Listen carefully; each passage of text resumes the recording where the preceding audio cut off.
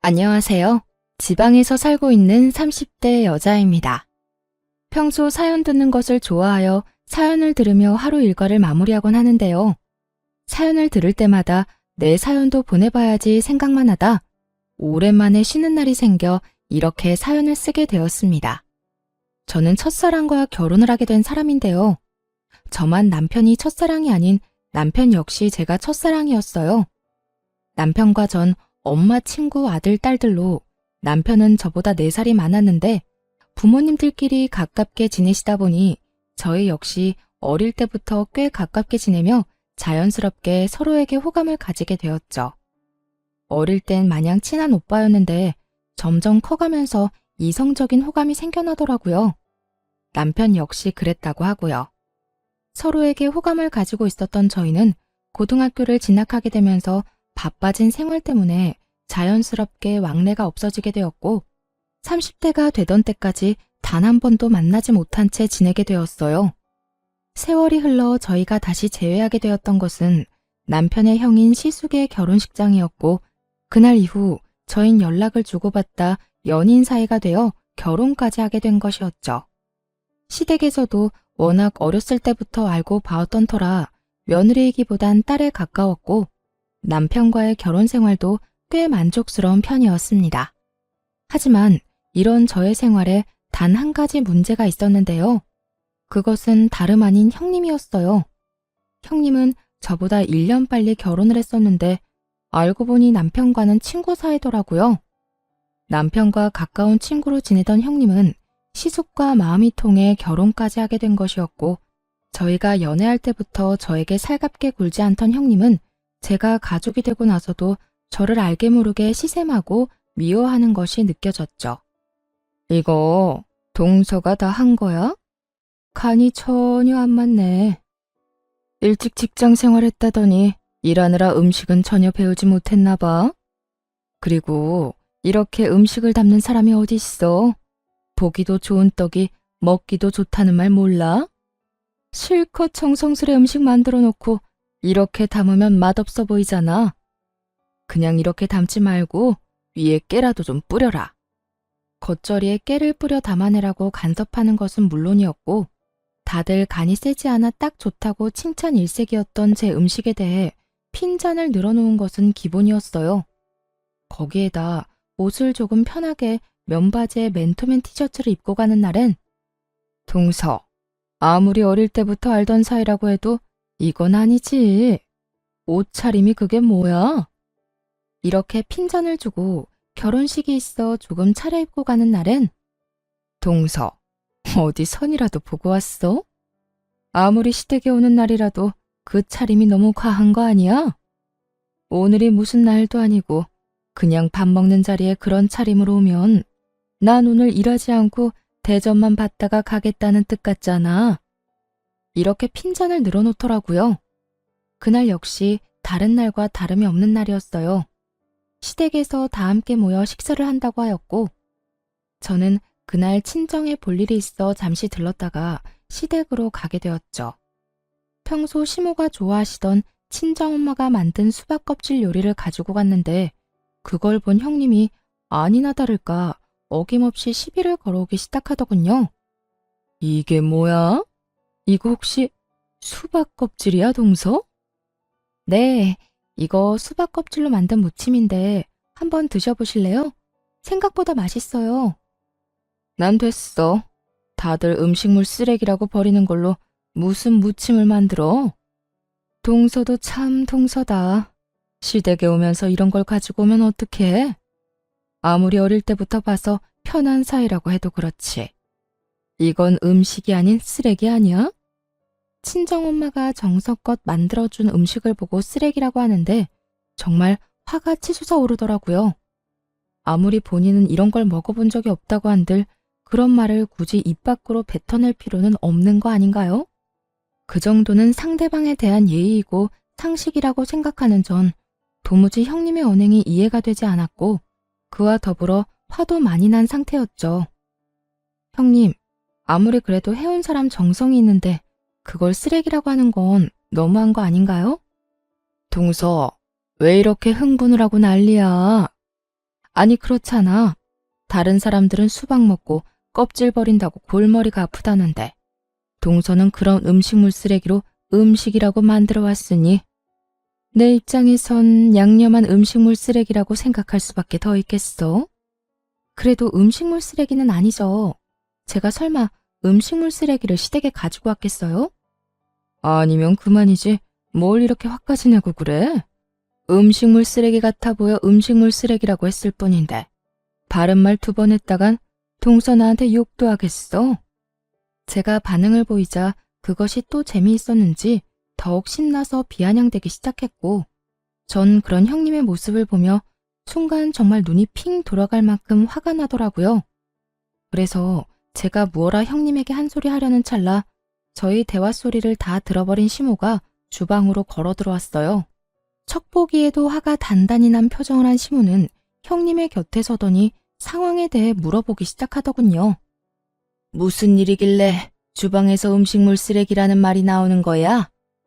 전 당연히 아무 말도 하지 않았고 수박 껍질 무침이 저희 엄마가 해준 음식이라는 것도 시모가 그것을 좋아한다는 것도 전혀 알지 못하는 형님이 무침을 가리키며 신나서 시모에게 이르기 시작했어요. 아니 어머님, 이걸 동서가 반찬이라고 가지고 왔더라고요. 수박 껍질 무침이라나 뭐라나? 그래서 음식물 쓰레기라는 말이 나왔다는 게야? 그렇잖아요. 요즘 세상에 먹을 게 얼마나 많은데 이런 걸 가지고 오는지. 괜히 어머님 보시면 기분 나쁘실 수도 있겠다 싶어서 제가 나서서 한 소리 하고 있었어요. 시모의 표정은 더욱 굳어져만 갔고 그런 시모의 표정이 심상치 않음을 느꼈는지 시모의 눈치를 살피며 의아한 표정을 짓더라고요. 어머님, 왜 그러세요? 혹시 기분 나쁜 일 있으세요? 기분? 당연히 기분 나쁘지. 요즘같이 먹을 거 많은 세상에 이런 걸 가장 좋아하는 사람이 바로 나다. 이거 둘째 친정엄마가 나 먹으라고 직접 해서 보낸 것 같은데 너 어떻게 말을 그렇게 할 수가 있니? 네가 못 먹어보고 안 먹는 음식이면 전부 음식물 쓰레기라고 하는 거니? 어쩌면 애가 이렇게도 생각 없이 말을 하는 게야? 형님의 얼굴은 순식간에 새빨개져 아무 말도 하지 못하고 있었고 시모는 그런 형님의 모습이 더욱 화가 난다는 듯 호통을 치기 시작하더군요. 그제야 정말 큰일이 났다 싶었는지 시모에게 빌기 시작했어요. 다른 사람이 정성으로 한 음식에 그렇게 함부로 말하는 거 아니다. 당사자가 이 말을 들었으면 얼마나 힘 빠지고 기분 나쁘겠어. 어머님, 저는 동서 친정어머니께서 해주신 음식이라고는 생각도 못했어요. 어머님이 좋아하시는 음식이라고는 더욱 생각 못했고요. 정말 죄송해요. 제가 생각이 짧았어요. 그러면 넌 그저 둘째가 한 음식이라고 생각하고 그런 말을 했다는 건데 그건 그거대로 문제가 있지 않니? 어떻게 당사자를 앞에 두고 음식물 쓰레기라는 말을 할 수가 있어? 내 앞에선 갖은 착한 척은 다 하더니 모두 연기였던 게야? 아니에요. 그런 게 아니라 저도 모르게 나온 말이에요. 정말 죄송해요. 동서, 기분 많이 상했어? 내가 미안해. 앞으로 조심할게. 형님은 시모에게 용서를 구하는 것도 모자라 저에게까지 사과를 하는 태도를 보였지만 시모의 마음을 돌리기엔 이미 늦은 듯 하더라고요. 형님의 사과에도 불구하고 형님은 시모에게 미운 털만 잔뜩 박힌 채 저녁 식사도 하지 못하고 집에서 쫓겨나 버렸으니까요. 아무래도 기분이 상해서 안 되겠구나. 넌 오늘 여기서 밥 먹지 말고 집에 가서 밥 먹거라. 너 보면 음식물 쓰레기라는 말이 귓가에 맴돌아서 밥을 먹을 수가 없어. 어머님, 정말 죄송해요. 제가 오늘은 그냥 가고 나중에 따로 한번 올게요. 정말 죄송해요.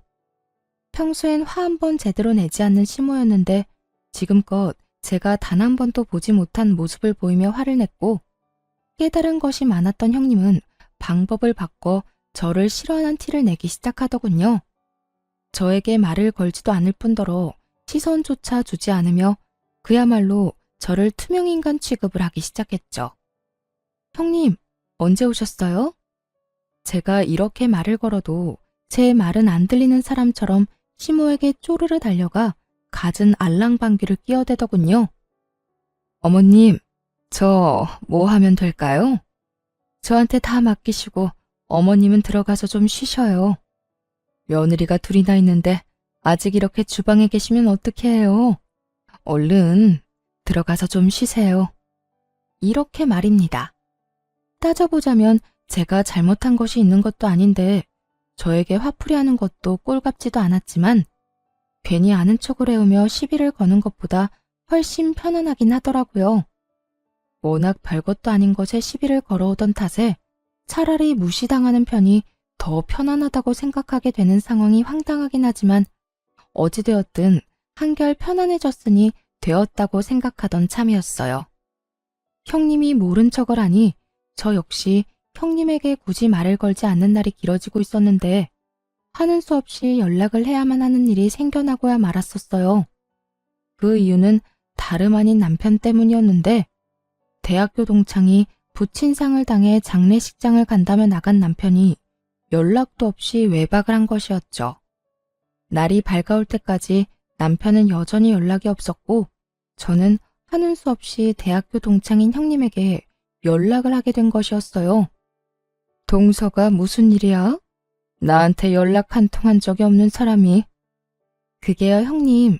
다름이 아니라 저희 남편이 대학교 동창 부친상에 간다며 나갔는데 연락도 없이 외박을 해서요. 아직도 연락이 안 돼서 걱정이 돼서 연락드렸어요. 그래서 말인데 혹시 형님 친구분들께 어떻게 된 일인지 좀 여쭤봐 주시면 안 될까요? 아무래도 무슨 일이 있는 것 같은데 아예 연락이 안 되니까 불안해서 가만히 있을 수가 없어요. 뭐? 외박? 어제 승인이 아버지 장례식장에 애들이 많이 모이긴 했었거든. 나도 잠시 다녀오기도 했고 말이야. 네, 그래서 형님께 전화드렸어요. 제가 그이 친구들 전화번호는 아는 게 없어서요. 그래, 잘했어. 어제 보니까 서방님이 많이 힘들어하긴 하더라고. 제일 친한 친구라서 울기도 많이 울고 말이야. 아마 그 정신에 정신없이 손님 받고 이런저런 일 하느라고 연락도 못하고 잠들었나 보네. 술도 한두 잔 했을 테고 말이야. 있어봐. 내가 친구들한테 연락 한번 해볼게. 남편을 대신해 갖은 변명을 해주더니 친구들에게 연락해봐 주겠다며 전화를 끊더라고요. 그리곤 얼마 지나지 않아 다시 연락이 왔고 남편의 소식을 전해주었어요. 동서, 걱정하지 마. 내 말대로 거기서 잠든 게 맞는다고 하더라. 아, 그래요? 다행이긴 하네요. 연락도 없이 외박한 적은 처음이라 5만 가지 상상을 다 했지 뭐예요.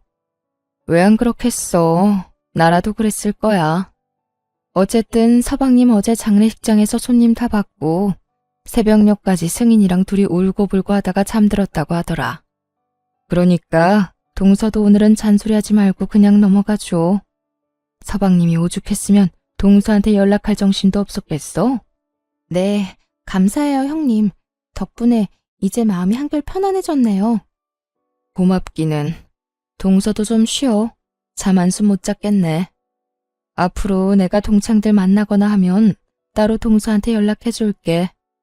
전에 본 적 없는 호의를 저에게 베풀어주고 있었고 전 그런 형님이 의심스럽기는커녕 이런 면도 다 있다며 정말 진심으로 고마운 마음을 가지게 되었죠. 그 당시엔 제 뒤로 무슨 짓을 하고 있을 거라곤 전혀 상상도 하지 못한 상태였고 아무리 저와는 사이가 좋지 않다고 한들 같은 여자로서 저에게 그런 거짓말을 하지 않을 거라 믿어 의심치 않았던 상황이었습니다. 형님의 말에 안심을 하고 남편을 기다리고 있으니 하루 사이 많이 수척해진 남편이 집으로 들어오더라고요. 남편은 저와 눈도 제대로 마주치지 못한 채 주저리 외박 사건에 대해 변명하기 시작했어요. 여보, 미안해. 나도 모르게 지쳐서 잠이 들어버렸지 뭐야. 사실은 친구 아버지가 나를 아들처럼 여기고 엄청 잘 대해주셨거든. 대학교 때 우리 데리고 낚시도 다녀주시고 우리가 크고 작은 사고 칠 때마다 다 도와주시고 하여튼 나한테는 아버지랑 같은 분이라고 생각했는데 그렇게 갑자기 돌아가시니까 어제 감정 주체가 안 됐어.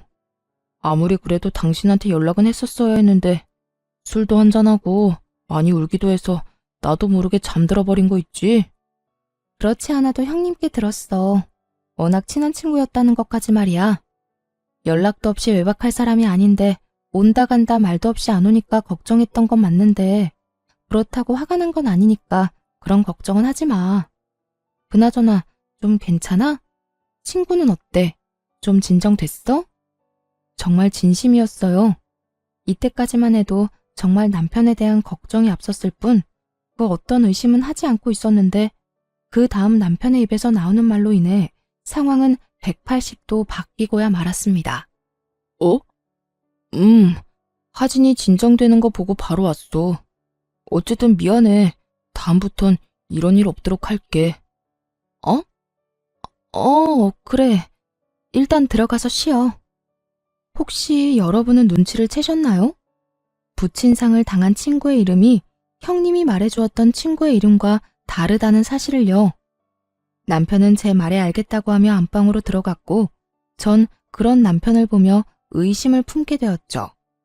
정신이 없다면 이름 정도는 헷갈릴 수 있다고 생각할 수도 있겠지만 그때는 정신이 없기는커녕 정신이 또렷해졌을 때일 뿐더러 남편도 남편이지만 형님이 이름 따위를 헷갈릴 일 없다고 생각했어요. 그 순간 형님이 남편을 대신해서 했던 변명들도 어쩌면 거짓말일 거란 생각이 들기 시작하더니 남편의 모든 행동이 수상하게 보이더군요. 우선 남편의 생활을 지켜보니 일정한 패턴이 있다는 것을 알아채게 되었어요. 남편의 늦는 날엔 꼭 등장하는 인물들이 있었는데 그건 대학교 동창들이었죠. 그때마다 형님은 기다린 사람처럼 저에게 연락을 해와 남편의 알리바이를 제공해 주었고요. 동서, 이야기 들었지? 오늘 친구 모인다는 거. 아, 네. 아까 연락이 와서 급하게 잡힌 약속이라고 저녁 먹고 가볍게 한잔하고 온다고 하더라고요.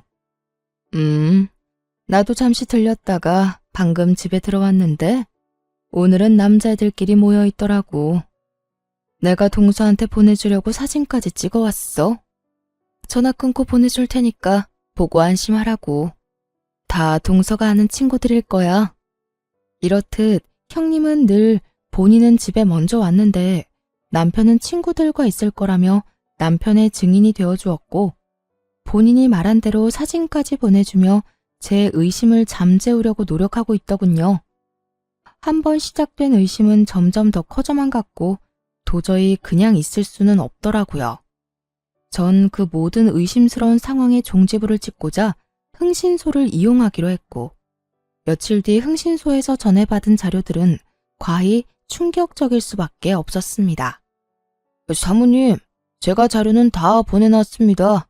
확인해 보시면 되시고요. 예상하셨다시피 남편이 외도를 저지르고 있던 게 맞더라고요. 상대는 대학 동창으로 그쪽도 결혼을 한 상태였고요. 제가 조사한 바론 남편 형수하고도 관련이 있는 것 같더라고요.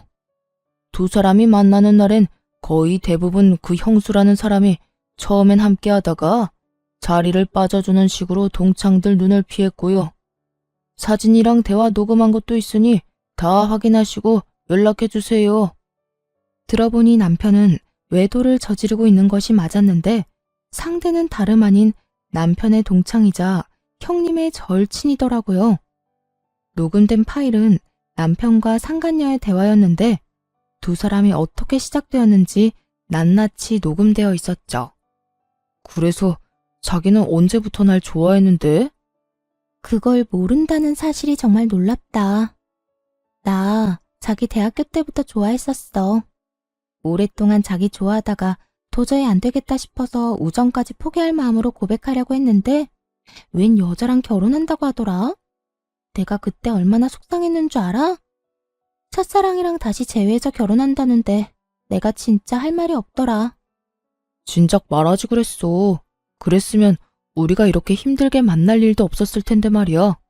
그러게. 나도 이렇게 될 줄 알았으면 진작 고백하는 건데. 하여튼 우린 지영이한테 고마워야 해. 어찌되었든 지영이가 우리 다시 연결해준 거 아니야. 이렇게 유부남 유부녀가 되어 만나게 됐다는 게 좀 그렇긴 하지만 말이야.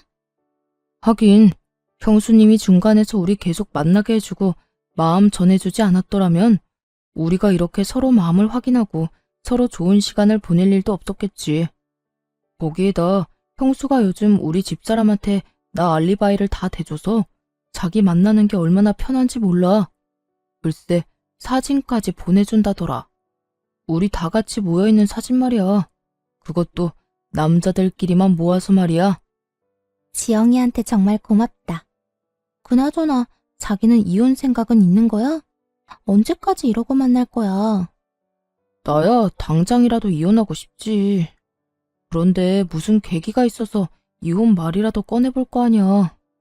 괜히 급한 마음에 이혼 이야기 꺼냈다가 집사람이 무슨 눈치라도 채면 자기나 나나 끝장인 거야.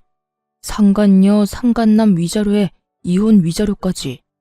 이중으로 돈 나갈 텐데 그 돈을 다 어떻게 해. 하긴 그 돈이면 우리 집도 살 수 있겠다. 알겠어. 나도 우리 남편이랑 최대한 자연스럽게 이혼할 수 있도록 노력해 볼 테니까 자기도 하루라도 빨리 이혼할 수 있게 노력해줘. 나 이렇게 자기랑 몰래 만나는 거 너무 싫어. 나라고 좋아서 이렇게 만나겠어? 내가 빨리 이혼할 수 있도록 해볼 테니까 조금만 기다려줘, 자기야. 참 기가 막히더라고요. 들어보니 상간녀는 오래전부터 남편을 짝사랑해왔고 남편이 결혼을 하자 포기하고 딴 남자랑 결혼을 했다가 형님이 중간에서 사랑의 작대기 노릇을 해 연결된 불륜이더군요. 시모 친구 딸인 제가 갑자기 며느리로 들어와 시모와 가깝게 지내는 제가 마음에 들지 않았던 형님이 끊임없이 노력해 연결된 사랑이었던 거죠. 주로 형님이 저에게 증인이 되어주고 두 사람만 만나고 오는 날이 있기도 했지만 정말 동창들이 다 모이는 날엔 다 함께 모인 사진을 찍어 형님이 저에게 보내주고 나면 바로 세 사람이 자리를 빠져나오는 식의 방법이었더라고요. 세 사람이 자리를 벗어나면 형님은 두 사람을 위해 자리를 빠져주고 두 사람은 그 후 좋은 시간을 보내고 있었던 것이었어요. 아무리 제가 밉다고 한들 제 뒤통수를 이런 식으로 칠 거라고는 생각하지 못해 충격이 참 크더군요. 남편도 남편이었지만 형님에 대한 충격도 작진 않았어요. 전 모든 사진들과 녹음 파일을 반복해서 보고 들으며 이혼을 다짐하게 되었고 복수를 하기로 마음먹게 되었죠. 조용하게 이혼하고 행복하길 바라는데 그렇게 해주면 안 되는 일이었으니까요. 대망의 날이 밝았고 시댁에 다 함께 모이는 날이었어요. 저는 미리 남편 놈에게 들릴 때가 있다며 따로 시댁에 가게 되었어요. 조금 늦게 시댁에 도착하니 온 식구들이 모여 앉아 이야기를 나누고 있었고 전 그대로 시부에게로 다가가 외도 증거들을 건네주었어요. 저에게 여러 증거를 받은 시부는 한참을 그 증거들을 들여다보더니 고함을 질러버리더군요. 이놈의 자식이 이게 무슨 인간 같지도 않은 짓거리야? 남편은 자신을 향하는 시부의 고함에 깜짝 놀라 토끼 눈을 하고 시부를 보더라고요. 아버지, 무슨 일이길래 그렇게 화를 내세요? 무슨 설명이라도 해주셔야 제가 말이라도 하죠. 당신 아버지한테 뭘 줬길래 아버지가 저렇게 화를 다 내시는 거야? 남편은 저와 시부를 번갈아가며 물어왔고 시부는 저에게 받은 사진을 남편의 얼굴에 던져버리며 호통을 치기 시작했어요. 네가 이딴 짓을 하고 다니라고 우리가 등골 휘게 네 뒷바라지를 하고 내 딸 같은 윤영이한테 장가를 보낸 줄 알아? 남편은 그제야 바닥에 떨어진 사진들을 보고 얼굴이 사색이 되어가고 있었고 형님 역시 지은 죄를 아는지 사색이 되어가고 있더라고요. 남편 놈은 저와 시부를 번갈아 보며 되지도 않는 변명을 해대기 시작하더군요. 아버지, 이거 다 오해입니다. 여보 정말이야. 당신도 잘 알잖아. 이 여자 형수랑 제일 친한 친구인 여자야. 나랑도 친하고 말이야. 대학 동창 그 이상 그 이하도 아니라고. 사진이 어떻게 하다 이렇게 다정한 모습으로 찍히긴 했는데 이건 정말 다 오해야. 어쩌다 보니 이렇게 찍힌 것뿐이야. 모든 사진에 손을 어깨에 두른다거나 자연스럽게 머리칼을 매만지고 있었는데도 불구하고 우연일 뿐이다, 오해일 뿐이라며 변명을 하고 있었고 식구 중 남편의 말을 믿는 사람은 단 한 사람도 없었어요. 시모는 충격으로 아무 말도 하지 못하고 있었고, 시부는 말도 안 되는 변명을 하는 남편을 눈빛으로 가만두지 않을 태세로 노려보고 있었고, 시숙은 듣고도 믿을 수 없다는 듯 형님과 남편을 번갈아 보고 있었죠. 당신하고 이 여자 사이엔 우연이 참 많은가 봐. 그렇지 않고서야 사진마다 이렇게 다정할 수가 있어? 그것도 단둘이서 말이야. 그건 나도 이 여자랑 친해서 그래. 대학교 때부터 아주 친했어. 그러니까 정말 괜히 오해하지 마, 응? 오해 같은 소리 하네. 당신이랑 이 여자랑 자기 타령하면서 나눈 대화 녹음한 것도 있는데 어디 한번 들려줘야 바른 대로 말할 거야? 내가 꼭 그렇게까지 해야겠어? 여보, 정말 미안해. 내가 정말 제정신이 아니었나 봐. 그 여자가 날 대학 때부터 좋아했다고 계속 매달려서 나도 모르게 그렇게 돼버렸어. 그런데 여보, 난 그 여자한테 진심이었던 적은 단 한 번도 없어. 진심이야. 정말 단 한 번도 진심으로 그 여자를 마음에 품은 적 없다고. 당신 지금 그걸 말이라고 해? 당신 마음이 그 여자를 품고 말고는 중요하지 않아. 당신 마음이 어떠하든 당신은 바람을 피웠고 그로 인해 우리가 이혼하게 될 거란 사실은 변하지 않는다고. 제 입에서 이혼 이야기가 나오자 남편은 충격에 빠진 얼굴을 하고선 저에게 되묻더라고요. 뭐? 이혼? 당신 지금 나랑 이혼하겠다고 한 거야? 당신이 나랑 어떻게 이혼을 해? 당신 나 많이 사랑하잖아. 꼴 같지도 않은 말이었어요. 남편은 자신이 무슨 짓을 하든 제가 본인을 너무 사랑하니 이혼만은 할 수 없을 거라고 확신하고 있더라고요. 그런 밑도 끝도 없는 근거 없는 자신감은 어디서 나오는 것인지 알 수가 없었지만 전 아주 큰 착각을 하는 남편에게 똑바로 다시 이혼을 말해주었죠. 당신 아주 큰 착각을 하고 있는가 본데 다른 여자 좋다는 놈을 내가 왜 사랑해? 정신 나갔니? 당신이 날 배신하고 이딴 짓하고 돌아다닌 걸 뻔히 아는데 이혼 안 하고 가만히 있는 게 등신이지. 안 그래? 그러니까 우리 이혼해. 더는 당신이랑 살 생각 따윈 없으니까. 이렇듯 제가 당당하게 이혼을 말하는 사이 형님은 몸까지 떨며 불안감에 사로잡혀 있더라고요. 제가 어디서부터 어디까지 알고 있는 것인지 알 수가 없으니 크게 불안해하고 있는 듯 했어요. 시숙은 형님이 몸까지 떨어대자 걱정스러운 마음에 형님에게 말을 걸더라고요. 여보, 왜 그렇게 떨어? 어디 아파? 아니, 조금 놀라서 그래. 시숙의 물음에 애써 말을 돌리고 있었고 전 그런 형님이 빠져나갈 구멍이 없게 형님이 숨기고 있던 사실 역시 그 자리에서 밝혀버렸습니다. 아주버님, 형님 많이 놀랐을 거예요. 제 남편이자 아주버님 동생이 바람을 피우도록 중간에서 도왔던 사람이 다름 아닌 형님이거든요. 뭐요? 재수씨, 그 말이 사실이에요? 그럼요. 이렇게 된 마당에 저한테 뭐 득이 될 게 있다고 그런 거짓말을 하겠어요.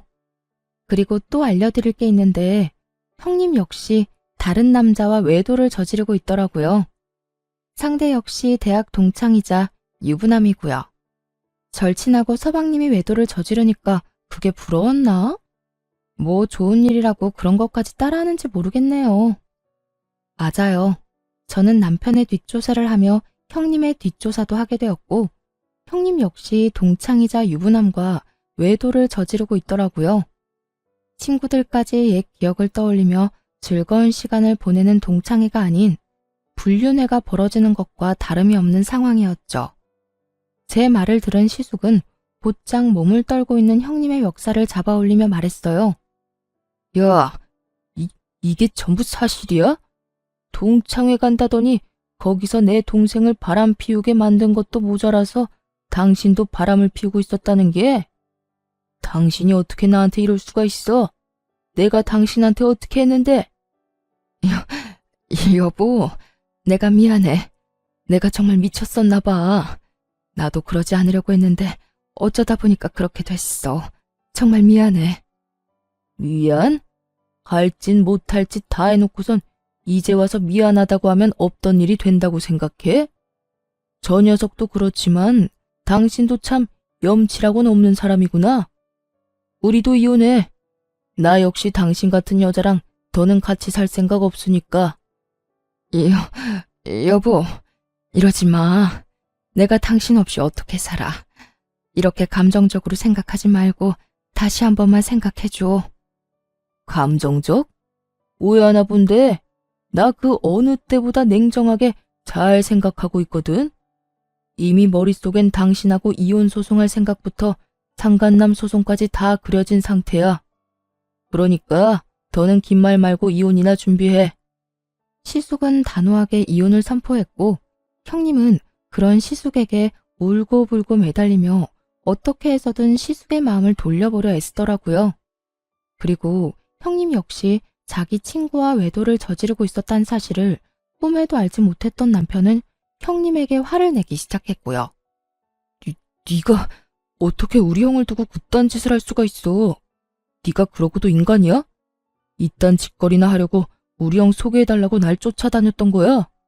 남편은 본인이 지금 어떤 잘못을 저질러 제 앞에 무릎을 꿇고 앉아있는 것인지 잊은 듯했고 전 남편에게 현실을 자각시켜 주었어요. 당신이 지금 입댈 주제나 된다고 생각해? 남 신경을 쓰지 말고 당신 이혼이나 신경 써. 누가 누구한테 질책을 하고 있어? 남편은 그제야 자신의 처지가 형님과 다르지 않다는 걸 깨달은 것인지 급하게 저에게 매달리기 시작하더군요. 여보, 내가 정말 잘못했어. 내가 정 꼴 보기 싫으면 우리 부모님을 봐서라도 나 한 번만 용서해주라. 우리 부모님이 당신 딸처럼 예뻐했었잖아. 남편은 감히 시부모님들을 입에 올리며 저에게 매달리고 있었고 이때껏 잠자코 상황을 지켜보던 시부가 상황을 정리해버리기 시작했어요. 어디서 우릴 파는 게야?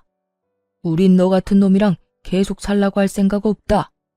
아버지, 그리 불러도 소용없어. 넌 당장 이혼하고 이혼과 동시에 이때껏 우리가 줬던 모든 것을 다 내놓거라. 집, 차, 카드까지. 하나도 남김없이 다 내놓고 이 집에 기어들어올 생각도 하지 마. 아버지, 이렇게까지 하실 필요는 없잖아요. 이렇게 남김없이 다 가지고 가시면 전 어떻게 해요? 이렇게까지 하게 만든 놈이 누군데 감히 말대꾸를 하는 게야? 시부의 호통에 남편은 제가 이혼을 말할 때보다 더 절망적인 표정으로 고개를 푹 숙이더군요. 그럴 수밖에요. 시댁은 재산이 좀 있는 편이었는데 자식들이 조금이라도 편히 살라고 지원을 아낌없이 해주던 상황이었어요. 그 덕분에 남편은 월급은 월급대로 다 쓰고 부모님들의 지원으로 낭비를 펑펑하고 살았던 사람이었죠. 그런데 그런 남편에게 모든 지원을 끊겠다고 하니 그것이야말로 마른 하늘의 날벼락 아니겠어요? 남편은 아무리 생각해도 지원만은 끊길 수 없었는지 시부에게 더 간절하게 매달리기 시작하더군요. 아버지, 제가 아버지가 시키는 대로 이 사람이랑 이혼하겠습니다. 그러니까 지원은 끊지 말아주세요.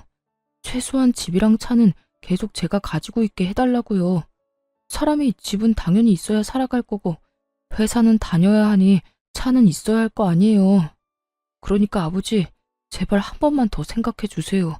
제발요. 집이나 차가 필요하면 네 능력으로 사. 이때까지 우리가 그만큼 도와줬으면 최소한 네 통장에 그만한 돈은 있어야 정상이지. 어찌되었든 내 할 말은 끝났으니 더는 긴 말 시키지 마. 시부의 뜻은 확고했고 시부의 말이 끝나자마자 시숙 역시 형님에게 당장 소송을 준비하라고 말하더군요. 상황은 돌이킬 수 없는 상황이 되어버렸고 남편과 형님은 눈물을 펑펑 쏟아내며 빌기 시작했어요. 여보, 그런 말 하지 말라니까. 내가 어떻게 당신이랑 이혼을 해. 난 절대 당신이랑 이혼 못해. 내가 정말 잘못했다니까. 그 남자랑 그렇게까지 깊은 관계도 아니었고 정말 실수에 가까운 만남이었어. 여보, 아버지 말 다 들었지. 나 이렇게 불쌍해졌는데 그래도 나 버릴 거야? 그러지 말고 다시 한 번만 다 용서해줘. 우리가 보통 부부야? 첫사랑이었던 우리가 그 긴 세월을 돌고 돌아 다시 만나 결혼까지 하게 된 부부잖아. 그런 우리가 이까진 일로 이혼한다는 게 말이나 되냐고.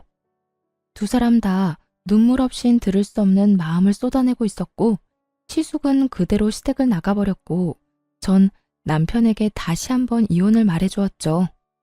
그런 우리 사이를 산산조각 낸 건 당신이야. 그러니까 이렇게 구질구질하게 굴지 말고 예정을 생각해서라도 하루라도 빨리 이혼해.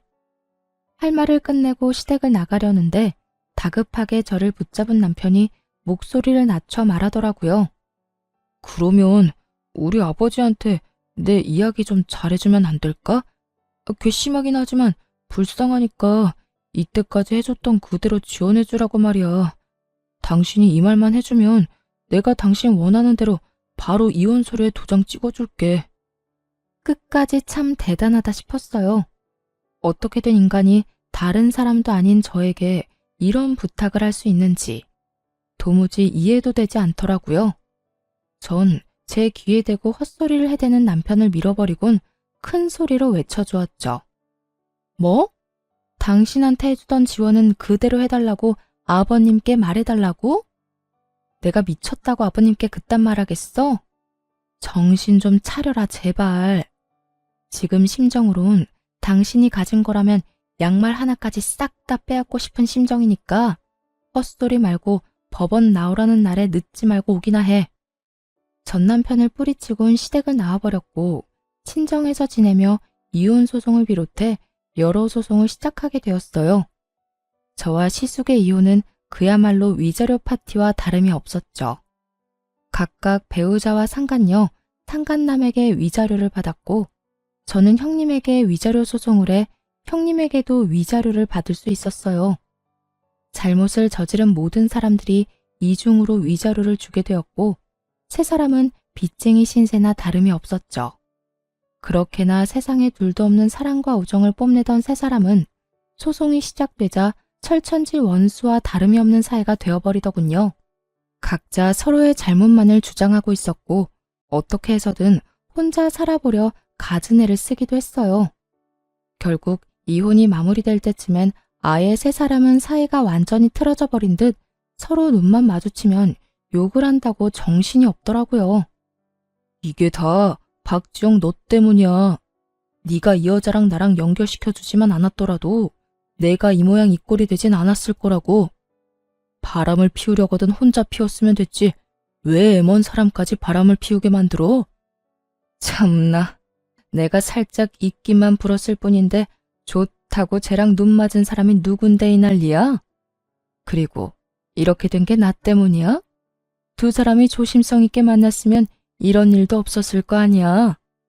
내가 그만큼이나 도와줬는데도 그거 하나 똑바로 못해서 이 사태를 만들어? 하여튼 대학 다닐 때도 그렇게 머리가 나쁘더니 지금도 하나 편한 게 없어. 너 말 다 했어? 내가 저 쓸모도 없는 인간 포기한다고 했을 때 네가 나랑 저 인간 이어주려고 그 애만 쓰지 않았어도 우리한테 이런 일이 일어날 일은 없었거든? 그리고 너 아까부터 그저 우리 돕는 척하면서 말하는데 너 우리 돕는 척하면서 너도 바람 피웠잖아. 그거 왜 이래? 이렇듯 세 사람은 서로 헐뜯는다고 정신이 없어 보였고 그 모습을 마지막으로 세 사람이 함께 있는 것은 보지 못하게 되었죠. 그 후 들려오는 소식엔 상간녀와 예전 형님은 이혼을 당하고 빚쟁이 신세가 되어 각자의 친정으로 찾아갔다고 하더라고요. 하지만 양쪽 집 다 집안꼴을 우습게 만들었다며 대문도 넘지 못하고 쫓겨났다는 말을 전해 들을 수 있었어요. 전 남편 역시 상황이 좋지 않았어요. 전 남편은 저와의 소송은 어떻게 무사히 넘겼지만 상간녀의 전 남편이 회사로 찾아와 한바탕 난리를 피워댄 덕에 회사는 그만두게 되었고 오갈 데도 없는 빚쟁이 신세가 되었다고 하더라고요. 그야말로 돈 걱정 없이 살던 사람이 한순간에 거지 신세가 되어버린 거였죠. 그렇게 거지 신세가 된 전 남편은 오갈 데가 한 곳도 없었는지 저를 찾아왔더라고요. 거짓골을 하고서 울고불고 매달리기 시작하는데 엄청 절박하기는 한가 보더라고요. 여보, 제발 나 좀 살려주면 안 될까? 소문 들었는지 모르겠는데 나 회사까지 잘려서 진짜 돈 나올 구멍이 없어. 그래서 뭐, 나보고 뭐 어쩌라고? 돈이라도 달라는 말인 거야? 저는 이렇게 찾아와 그런 말을 하는 이유를 물었고, 제 말이 끝나자마자 무릎까지 꿇더니 말을 속사포로 뱉어내기 시작했어요. 돈은 됐고, 우리 아버지한테 연락 한 통 해주면 안 될까? 찾아갈 필요까지도 없고, 전화 딱 한 통만 해주면 돼.